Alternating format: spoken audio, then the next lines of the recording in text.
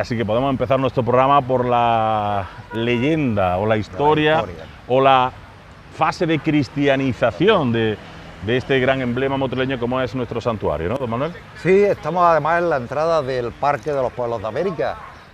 Nos podemos imaginar que llegan los cristianos a Motril, 1489, conquistan Motril.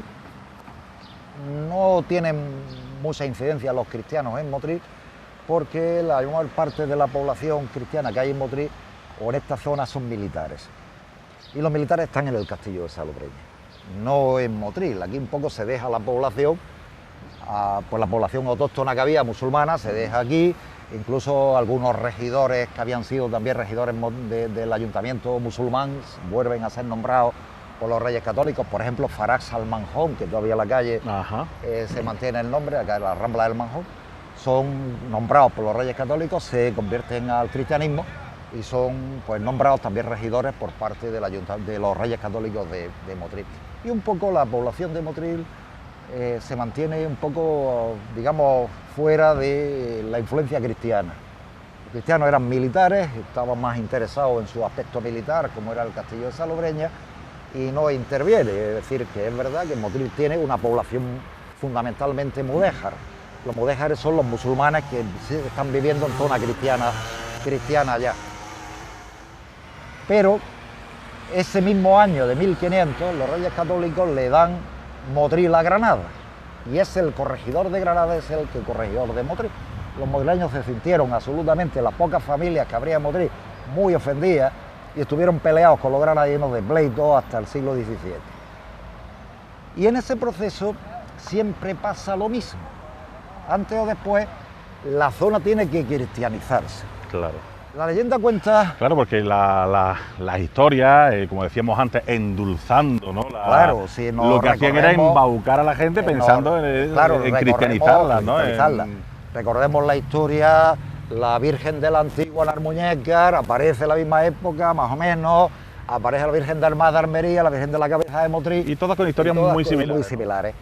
Cuando aquí, no claro, es una barca, es un hoyo en un pozo. Un pozo que aparece. Siempre apariciones milagrosas. Milagrosas, claro. Bueno, pues la historia de la Virgen de la Cabeza de Motril, según cuenta, porque no hay tampoco, hay documentos posteriores donde recogen la historia, pero de la época no hay nada. Tomás de Aquino y Mercado lo recoge en su libro, de la historia de Motril. Según parece, la Virgen de la Cabeza la traen unos marineros portugueses que provienen de Corinto, que venían de Corinto está en Grecia, y les pilla una tormenta, y que evidentemente pues ellos se encomiendan a la Virgen. Solían llevar en los barcos una imagen religiosa para que los ayudara en caso de, en aquella época un barco era un sitio muy peligroso, para que los ayudara en caso de tal. Total, que les pilla una tormenta, que embarrancan en Motril, consiguen salvar la vida en Motril, y curiosamente es lo que hoy nosotros decimos la playa de las Azucenas. Nosotros decimos la playa de Azucenas, no sabemos exactamente en qué zona de la playa fue. Aparece la Virgen, los marineros vienen a Motril diciendo que han embarrancado, que llevan una imagen de una Virgen, que gracias que se han encomendado a la imagen de la Virgen, pues le ha salvado la vida. Y entonces los cristianos de Motril, eso estamos hablando de 1500 aproximadamente, se van para la playa, se traen a esa imagen de una Virgen. Que además parecía que estaba rodeada también de flores. De flores. Curiosamente, la historia es muy bonita, porque esas azucenas en realidad no son azucenas, porque en la playa no se dan azucenas, pero sí que en la playa de las azucenas se da una flor blanca que recuerda a las azucenas, que es endémica, es decir, que aparece mucho entre la arena. Y bueno, pues cuando llegan allí, aquellos encuentran que estaba florecido, que estaban los marineros con la imagen, y se la traen y la ponen en la iglesia de Santiago. Aquella imagen de la Virgen que llevaban los marineros, la traen. El caso es que poco tiempo después, aquello parece que se olvida, que hay una imagen más que tienen en la parroquia de Santiago, en la calle Zapatero, pero un día la imagen desaparece. ¿A quién le echan la culpa? Pues a los moriscos de Motril. Es decir, a los moriscos de Motril habéis robado la imagen de la Virgen y entonces devolvernos la imagen de la Virgen, que pues evidentemente vosotros que sois los herejes, los islámicos pues habían robado la imagen de la Virgen. Pero que tenían la culpa de todo. Sí, en esa y si época había, y si era- había algunas enfermedades, eran alguna pandemia. eran los había- vencidos, ¿no? Eran los vencidos culpables siempre de tienen la todo. culpa Eran de los que todo. envenenaban los pozos y eran Sí, los que lo hacían eran todo. los vencidos, y los vencidos tienen la culpa de todo siempre. Claro. Bueno, pues es muy curioso, la imagen desaparece. Un pastorcillo que había entre las ruinas de la Alcazaba, que estaba aquí con las cabras, descubre entre las ruinas la imagen. Llama al ayuntamiento, viene el ayuntamiento, todos los sacerdotes de la parroquia en procesión se la llevan otra vez a la parroquia de Santiago, Santiago. le ponen una guardia para que los moros no vuelvan los mordéjares no vuelvan, los moriscos ya no vuelvan a robar la imagen. Presuntamente Otra vez robarla. los amenazan con pena de muerte y con latigazos y tal, si la roban y tal. Y una noche cuentan los documentos que la guardia se queda dormida y la imagen Y vuelve a desaparece. desaparecer. Automáticamente se imaginan que está aquí, entre las ruinas de la Alcazaba, y efectivamente vienen todos para acá y Y se encuentra otra vez. la imagen de la Virgen Ajá. otra vez. Y es cuando deciden, que debió ser sobre 1510, aunque la fecha está ahí, bailan, no hay tampoco documentos exactos, bailan, deciden hacer una ermita. Es decir, si la Virgen se me ha aparecido 2 veces sobre las ruinas de la Alcazaba, del Castillejo, que había aquí, pues será que la Virgen quiere estar aquí. Quiere estar aquí, claro. Y le levantan su ermita en el Cerro del Cabezo. El Cerro del Castillejo, Cerro del Cabezo. La palabra cabezo, de ahí viene el nombre, Virgen de la Cabeza. El Cerro del Cabezo, el cerro, ellos decían Cerro del Cabezo, los cerros que despuntaba en una población que estaba más alto. Claro. El edificio es el que tenemos hoy. Lo años. dirige 1631-32, es cuando empieza la obra. El derribo se hace de lo que había anteriormente, en el año 1631, y es un arquitecto, un maestro de obras, Isidro La Chica, que es un arquitecto maestro de obras de Motril, es el que dirige las obras de la construcción, De la construcción del de la cerro, actual. de la actual que tenemos hoy, que es la misma, es decir, prácticamente lo que tenemos hoy debe ser prácticamente lo mismo. Es posible que hubiera algún añadido posterior, el camarín, por ejemplo, la torre, hubiera algún añadido posterior. Eso te iba a preguntar. Vamos a ir acercándonos, si parece, empezamos nuestro recorrido.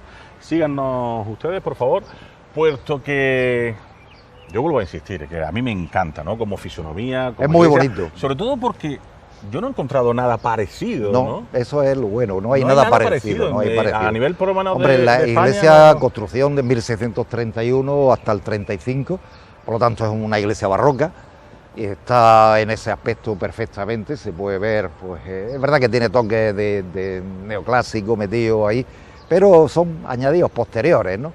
Pero en términos generales es una iglesia que es muy bonita. Algunos autores, algunos historiadores del arte le he oído decir que esta torre es de influencia de arquitectura valenciana. Ajá. Pues tampoco se puede Demostrar demostrar eso, ¿no? eso de arquitectura. Que sí que es verdad que el cerro da la impresión de que lo vemos que es la nave crucero, la nave principal, entre contrafuertes, se ve claramente y parece que es la parte de la torre y la parte del camarín, que es esta. Sería como adosado posteriormente, Parece que ¿no? da la impresión de ser Sobre algo todo porque, adosado posteriormente. Este tipo de torres normalmente suelen ir en la parte posterior. Normalmente la parte de estaba atrás. o en las cabeceras o a los pies de la iglesia, en Ajá. este tipo de construcciones. Pero es muy bonita, está muy bien conseguida. Si Isidro La Chica, este maestro de obras motrileño, que además hizo también otras obras en Motril importantes, pues la concibió bien. Es decir, que es muy curioso, pero las trazas, no tenemos la traza, no se ha conservado los planos ni nada de eso, pero sí que la concibió bien. Interiormente es muy luminosa, está muy bien conseguida con sus lunetos y tal, está muy bien a conseguida, nivel la horizontal, decoración entramos exterior, y es horizontal, ¿no? su puerta de entrada lateral y puerta de entrada a los pies, es decir, que es muy interesante el edificio como tal. Lo que sí veo también es que quizás al principio llevaba un ladrillo más visto, Es ¿no? posible Porque que incluso el estamos viendo ahí recubrimiento, que haya recubrimiento y que el ladrillo fuera visto.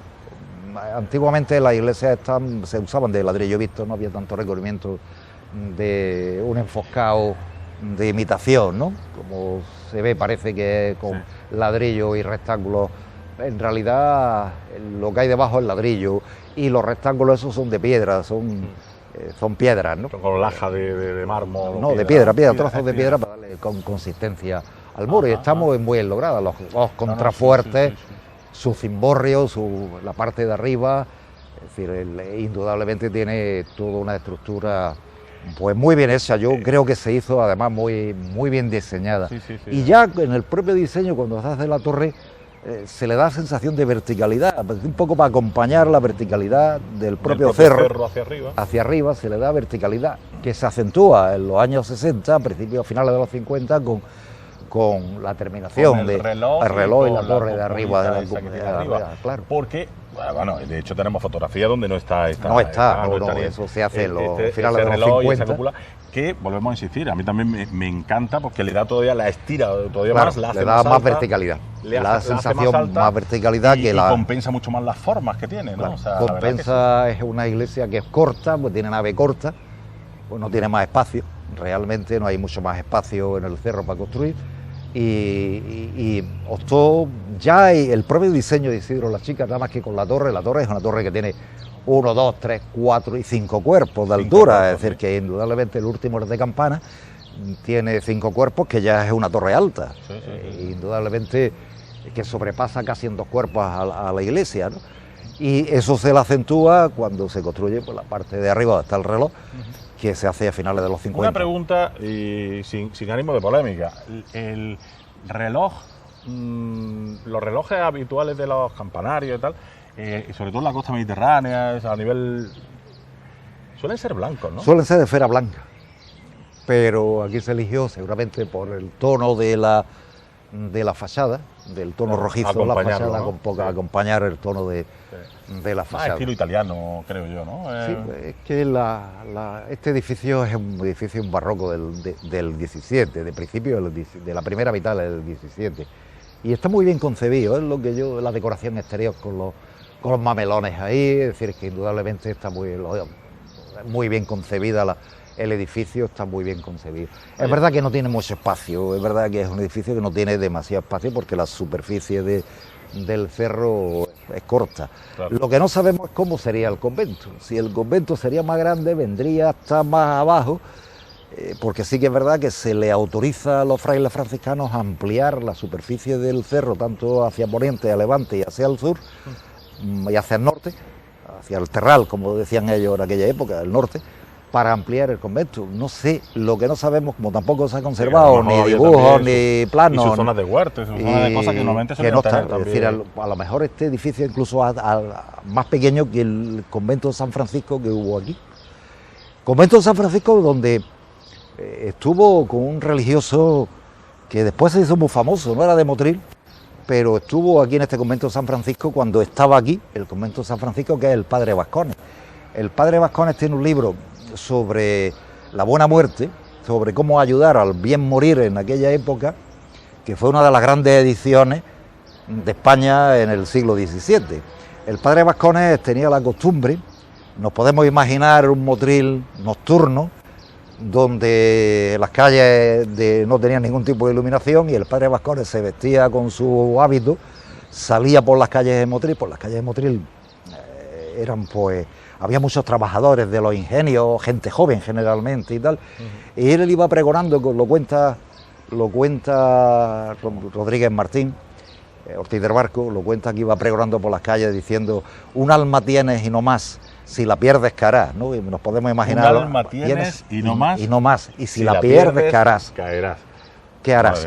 Y entonces iba por las calles de noche para convertir o a volver a una buena vida a todos aquellos muchachos que trabajaban en los ingenios de azúcar, que eran muchísimos, que era gente joven, generalmente venidos de fuera de Motril, y que debían llevar una vida bastante disoluta cuando podían descansar, porque se trabajaba 24 horas. Claro. Es decir, que indudablemente el padre Vascones además ha pasado a la historia de la literatura religiosa y de la teología religiosa en España, como es uno de los autores que más ediciones consiguió de su libro sobre la ayuda al bien morir. En aquella época estaba el tema de la muerte, era un tema muy importante, y se publicaban muchos libros sobre qué había que hacer con los moribundos, porque va a salvarlos del infierno, de los peligros del demonio en el momento de la muerte, de la agonía y tal. Y el padre Vascones pues era otro de los que escribió, y su libro tuvo muchísimo éxito. Su libro, El padre Vascones, estuvo muy... Pero estuvo en Motril, curiosamente estuvo antes de hacerse famoso, estuvo en Motril paseando por las noches en las calles de Motril con su campanilla, intentando llevar por el buen camino a todos aquellos que andaban un poco perdidas de la época. Estamos mirando los escudos. Los escudos pero allí no son exactamente el mismo, ¿no? No, este es el del arzobispo García de Castro. Y aquel es el de Felipe V. Felipe V. Porque Felipe V es el que concede el patronato real al santuario, por eso se llama Real Santuario de Nuestra Señora de la Cabeza, porque el rey Felipe V a principios del siglo XVIII lo acoge como bajo su patronato de la corona, y entonces, como estaba acogida patronato de la corona, tienen el privilegio de poner en la entrada de la iglesia el escudo real, y ese escudo real el que está ahí, el de Felipe V. Y este es el arzobispo García de Castro, que después de la guerra, cuando se restaura el cerro, se hace un palacete arzobispal aquí, y esta es una reconstrucción, porque tampoco debía ser así anterior, y se le pone el escudo del arzobispo. Sí, de hecho tenemos ahí la granada, tenemos una torre, tenemos un barco. Y un buen pastor en el centro. Un buen pastor. Y indudablemente es muy bonito el escudo del arzobispo. Lo que pasa es que no se ve porque está muy perdido, pero el letrero del arzobispo, el título del arzobispo abajo. Peribus. Es muy, muy bonito, ¿no? Es decir, este es el Palacio Arzobispal, porque cuando se reconstruye el cerro... Qué puertecita más bonita de aquí. Está el acceso a la torre. Pues tiene un acceso interior y un acceso exterior. Y la verdad es que es muy interesante el tema del cerro, ¿no? Cómo está construido. Y yo siempre planteo, esto está un poco en una zona que es muy curiosa porque es muy antigua.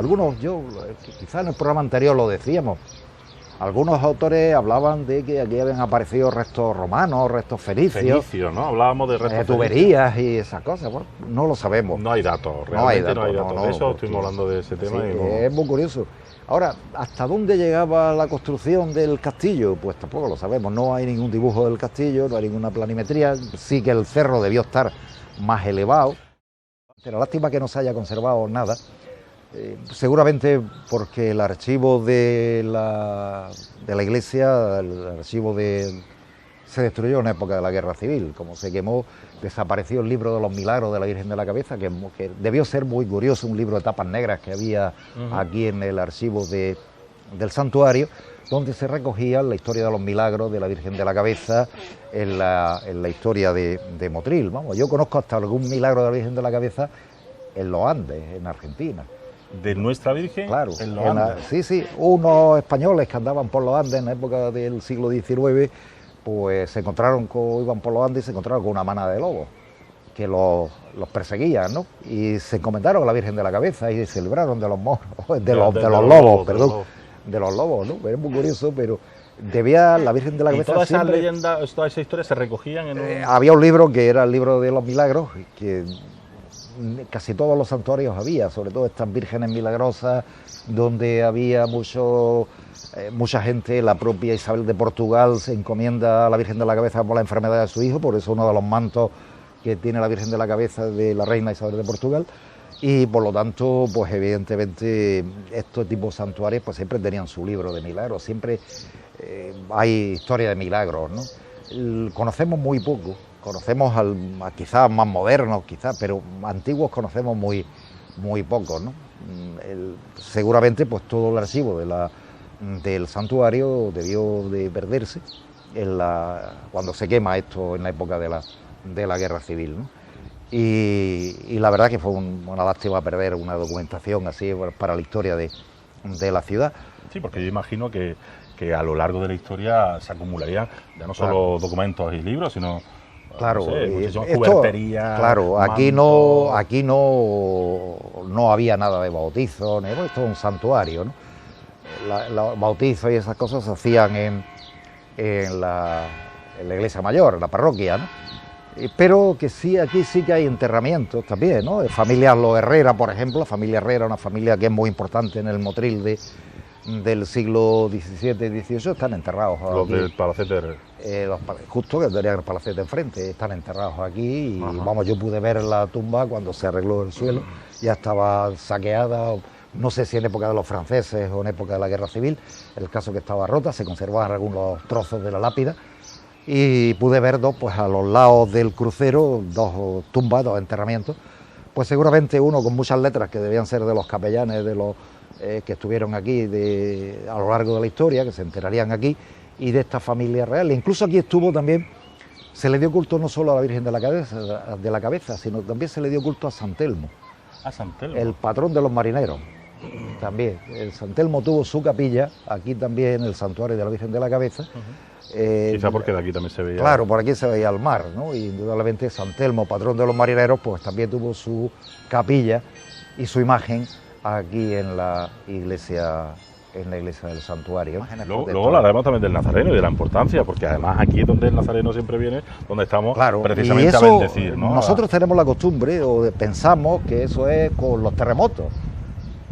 Con los terremotos es cuando se hace esa tradición, pero esa tradición es mucho más antigua, ¿no? Esa tradición de llevar la Virgen de la Cabeza a la iglesia mayor, tenerla allí y después devolverla a la iglesia con una procesión acompañada del Nazareno a su santuario y que se bendijera Motril, desde aquí hay una tradición que se remonta mucho más antiguo que los terremotos, mucho más antiguo, porque hay datos que lo demuestran, ¿no? Como llevan la imagen para allá y se la traen otra vez para acá acompañada del Nazareno. El caso es que siempre, y además se percibe, yo siempre lo digo y lo digo cada vez que puedo, cuando uno entra a esta iglesia hay un cierto ambiente que se puede percibir, un clima especial, y yo siempre digo lo mismo, esto es muchas veces la ciencia esas cosas no las demuestra, porque evidentemente son indemostrables, pero tantas y tantas generaciones que han venido al cerro a pedirle a la Virgen de la Cabeza, algo habrán dejado, y siempre cosas buenas. Que estamos hablando de una torre ahí, otra torre allí, y el rebellín del castillo. El rebellín es una parte circular del castillo, de los castillos, que mira hacia la zona de defensa. Tiene toda la pinta. Tiene toda la pinta. Además, si se ve un cuadrado aquí, otro cuadrado allí, y entre las dos, la parte semicircular. Puede ser que estemos hablando de que esto no sea las reconstrucciones del convento de los franciscanos y estemos ahora mismo sobre los restos. La parte más antigua, ¿no? La parte más antigua de Motril y los restos de lo que había sido el antiguo castillo, que esto sean las murallas del antiguo castillo. Esto es una suposición, evidentemente, porque esto tendría que hacerlo, la arqueología tendría que demostrar qué antigüedad tiene el cerro, ¿no? Que sería un proceso muy curioso para... Sería un proceso y ver el tipo de... Para hacer una pequeña excavación, aquí una pequeña cata, y que los arqueólogos decidieran, cuando hablamos del cerro, de qué estamos hablando, de qué antigüedad estamos hablando, ¿no? De las construcciones del cerro, de qué antigüedad estamos hablando.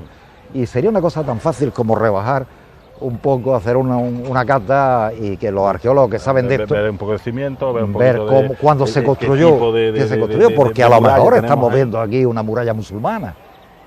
Y no lo sabemos, ¿no? Es decir, que indudablemente, de todas maneras, el sitio... Tiene toda la pinta. Incluso los franceses, cuando los franceses ocupan Motril en 1810, intentan establecer aquí una fortificación y traerse los cañones aquí y hacer... No se lleva a cabo al final, pero que sí intenta, las fuerzas francesas de ocupación de Motril intentan hacer en el cerro una fortaleza, volverlo a su sitio de fortaleza y poner cañones aquí. Incluso obligaron a trabajo forzado a muchos habitantes de la comarca que vinieran a trabajar aquí para convertir esto en una fortaleza durante la época de la Guerra de Independencia. Pero indudablemente el mirador es impresionante, quizás los pinos ahora mismo no nos dejan ver la profundidad del espacio que abre y el mar, que lo tenemos este cerro ahí. Y que hay una visión desde el castillo de Salobreña a la Alcazaba y la Alcazaba hasta el Cabo Sacratí. Bueno, pues con esa abogada de Motril, como decía don Manuel, nuestra patrona, la Virgen de la Cabeza, y con esta fantástica imagen que tenemos también de la parte trasera de nuestro santuario, del cual estamos cada vez más enamorados porque conocemos ya muchísimos más detalles de él, incluso, como decimos, de esta parte trasera, de la cual también rescatamos esa hipótesis que hemos contado hace tan solo unos instantes, de que podríamos estar en una de las partes más antiguas de nuestro municipio, ¿no?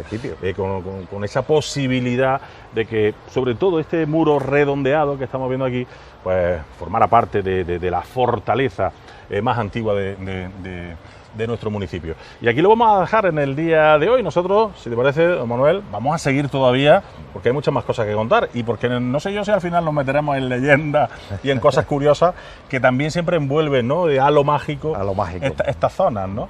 Y quién sabe si también en el próximo capítulo les vamos contando algunas cosillas de estas. Lo que sí sabemos es que vamos a ir viendo también el entorno de este santuario, de este cerro, precisamente pues por la zona ya más arbolada, que también tiene también su propia historia. Así que no nos demoramos más, nos despedimos aquí y les citamos ya para nuestro próximo programa, aquí en La Alquería, Encuentros con Motril, como siempre en la televisión de todos los motrileños, en su televisión. Hasta la próxima, adiós.